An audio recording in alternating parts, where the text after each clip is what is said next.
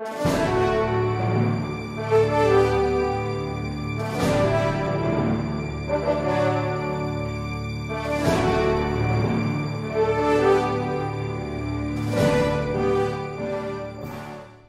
President, considering the polar differences in points of view by the two counsel for both camps, I humbly submit that this matter can only be resolved by this High Court in caucus. I so submit. Thank you, Your Honor. And finally, a parting word. As I said, these are proceedings which are both quasi-judicial and quasi-political. In other words, this is a proceeding sui generis in a class of its own. Thank you, Mr. President. Thank you. Any comment from the members of the impeachment court? Hearing none, we shall proceed. Majority Floor Leader. Thank you, Mr. President. As we proceed with our business for the day, Mr. President, we are in receipt of a memorandum on Article 2 of the verified complaint filed by the counsel of the Chief Justice Renato Corona earlier this morning.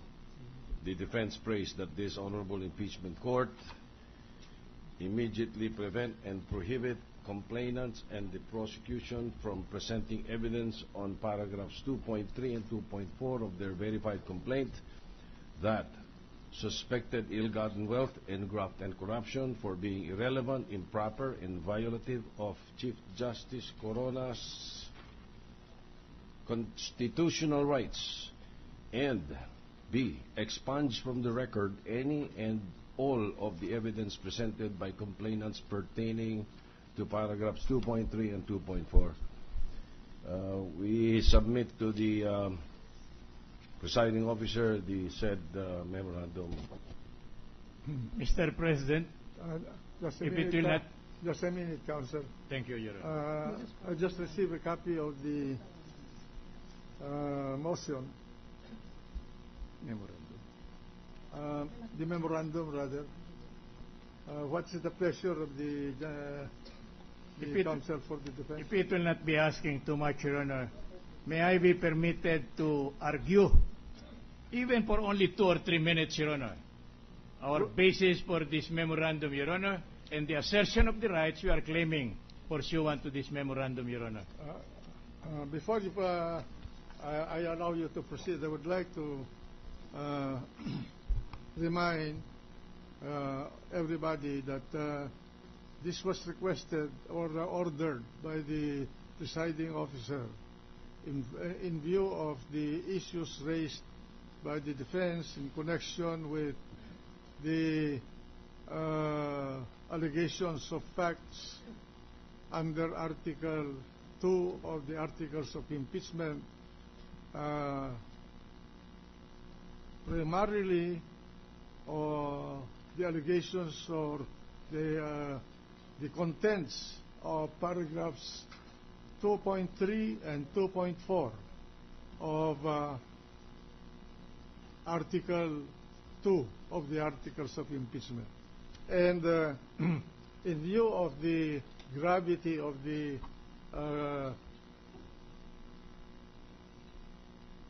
argument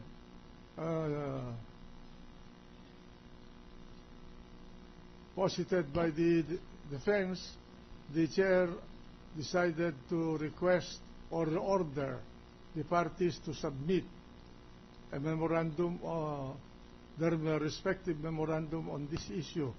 Today we have received the memorandum of the defense. Is the prosecution ready to submit its memorandum? We'll submit our memorandum, Your Honors, on Thursday. On Thursday. I think that is too long. We are being delayed in our proceedings. Then we'll submit it tomorrow. 24 hours be enough?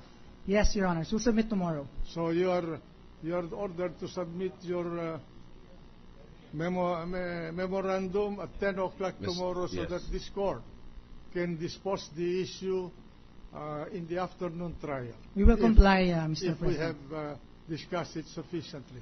So, counsel for the defense, you may proceed to argue your case. Thank you, Your Honor. The proceedings, Your Honor, insofar as this impeachment complaint is concerned, is highly pregnant with a lot of objections and so on, that the counsel for the Honorable Chief Justice of the Supreme Court is concerned. We have posed their objections, those objections, Your Honor, not to delay or with no intention to further lengthen the time for the trial of this case, Your Honor, but we were merely exercising the right of the respondent, Your Honor, pursuant to law, in accordance with the Constitution, and in accordance with the rules of evidence. In this connection, Your Honor, it will be noted that we have been continuously objecting to the presentation of evidence on a charge not incorporated in the impeachment complaint.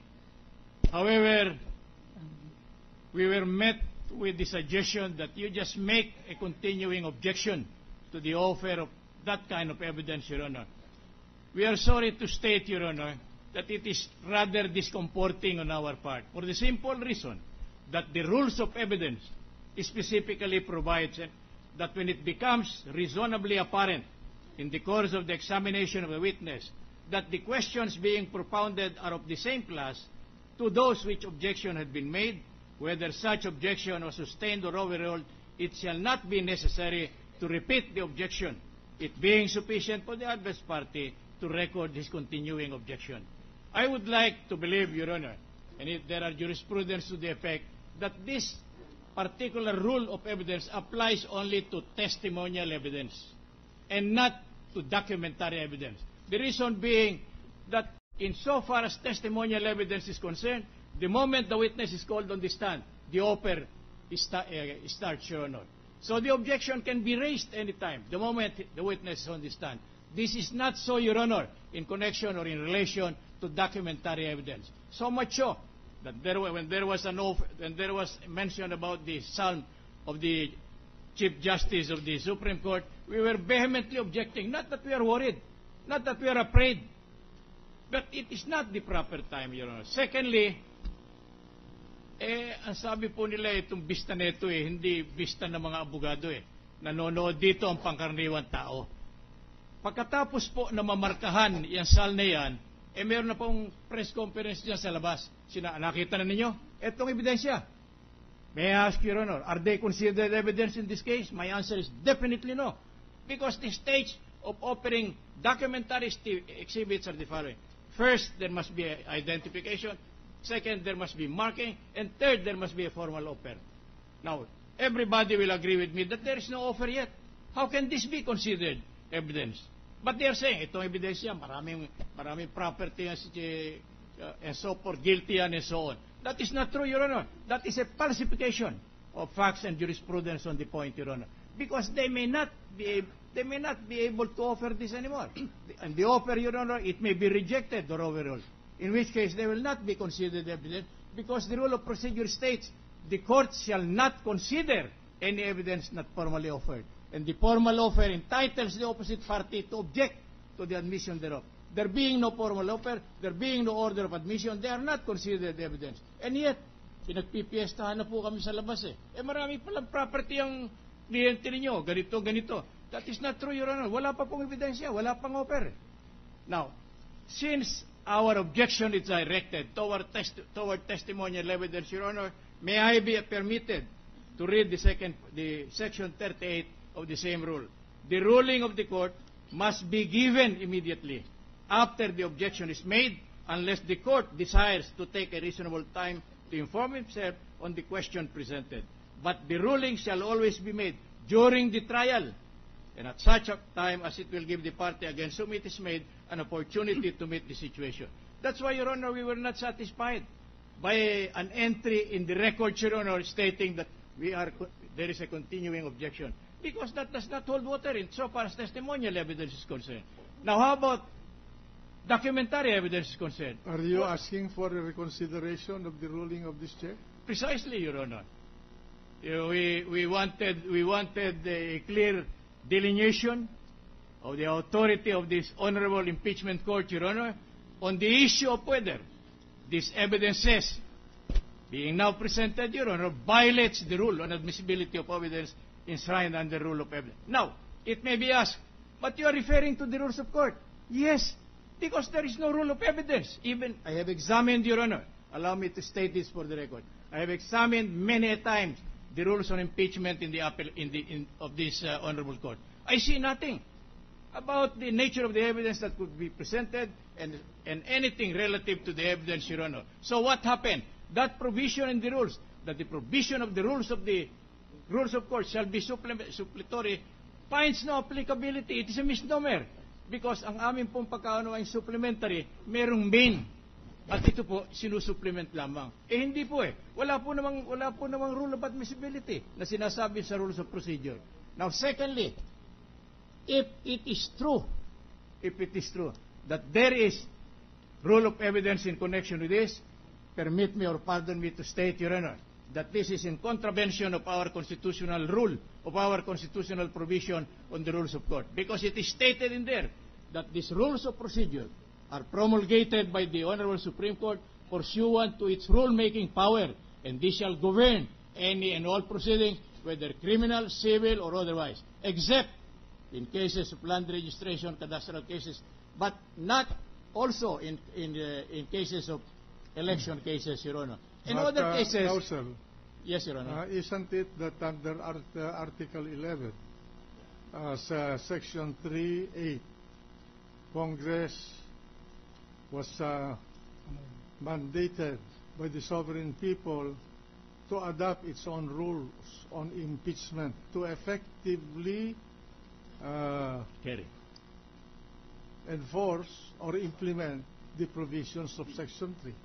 I fully agree, Your Honor, with the observation of the Honorable Presiding Justice. I am not questioning, Your Honor, the authority of this court to promulgate rules and regulation concerning impeachment proceedings. What I'm placing on record is there is no such rule insofar as admissibility of evidence. Isn't it also a matter of